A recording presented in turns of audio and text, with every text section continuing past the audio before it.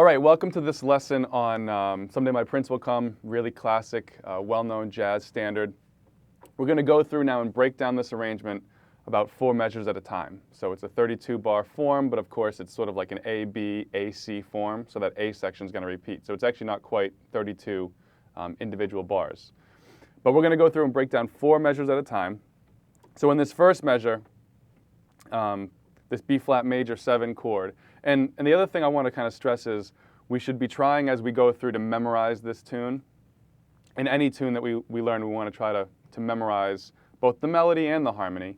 A lot of the times piano players make the mistake of just memorizing the harmony, the chord changes, because they're not always the one in an ensemble who's playing the melody. But we want to go through and try to commit to memory the melody and the harmony of this tune as we go. And so practicing it in these 4 measure bites, increments, is a really great way to do that.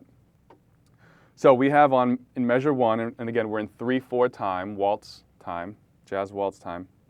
We harmonize this F in the melody using a B-flat major 7 chord. So we're going to play in our left hand the root, the 3rd, and here the 6th. We can play the 7th as well, but I kind of like the sound of the 6th, and the 9th here. So there's our B-flat major 7 chord, and that's for the entire bar. In measure 2, it goes to D7, and there's the B-flat in the melody. So that B-flat is the flat 13, and what that tells me right away is that that B-flat over a D7 chord is the flat 13. That tells me I can start to use some of those altered sounds on my D7 chord. I can use a flat 13, a sharp 9, or a flat 9, sounds like that. So I'm going to have the root down in my left hand, and I'm going to stretch to get that 10th, to get that F sharp, that 3rd, up the octave. And then I'm going to also play the 7th in my right hand and the sharp 9. So that's what I have for my D7 voicing. And then on beat 3, the melody changes slightly, goes to the F sharp.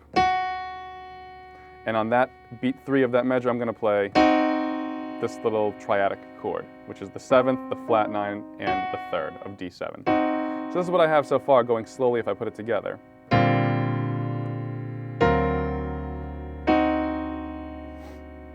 Okay, now on measure 3, this is a really cool sound, something that you can probably take and use in other parts of your playing.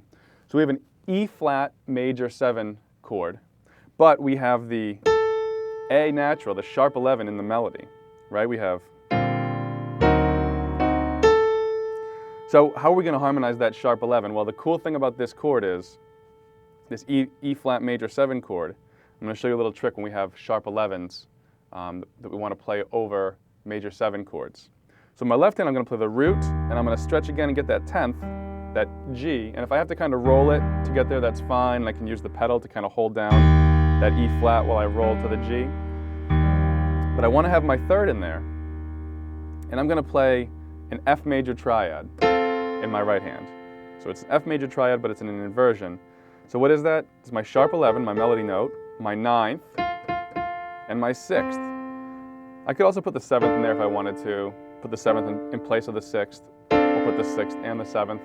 But I'm sort of treating this chord as an E-flat major 6 chord, not necessarily an E-flat major 7 chord. So when you have that sharp 11 sound over a major 7 chord, you can think of it in terms of playing a major triad a whole step above that root. So what does that mean? If I'm in E-flat major, an E-flat major 7 or an E-flat major 6 chord, I can think about playing my sharp 11 sounds, so E-flat major 7, sharp 11, by playing the root and then playing a triad a whole step above that root. So a whole step above E-flat is F. So there's my F major triad, which uses that sharp 11, 9, and 13, and you're going to get that sound. So that's the sound I really like on that E-flat major 7 or E-flat major 6 in this example sound. So let's go back and just check through what we've done so far. E-flat major 6, D7 with the sharp 9. On beat 3 we change to this chord. And then for our 3rd measure, E-flat major 6. On beat 3, I play this little dyad here, and then we're on G7 for our measure 4. So I'm playing my shell voicing in the left hand, root and 7. And then I'm harmonizing this G in the melody with the 3rd and the natural 13. And on beat 3, I'm going to bring that 13 down a half step to the flat 13 to kind of create some movement in the line. Why? Because it's resolving to a C minor, 7. So that kind of sounds cool. That internal resolution kind of sound. So let's go back and play these 4 measures again, and I'll talk through them as we go. So B flat major 6, D7 with the sharp 9 and the flat 13 in the melody. On beat 3, this. Now we have our E flat major 6 with the sharp 11, G7. And it's going to resolve to the C minor, the next set of 4 measures. So let's play it once in time. I'll count it off. If you want to try to play with me at this point, you can pause it and practice it, or try to play with me right now if you're ready. 1, 2, 3, 2, 2, play.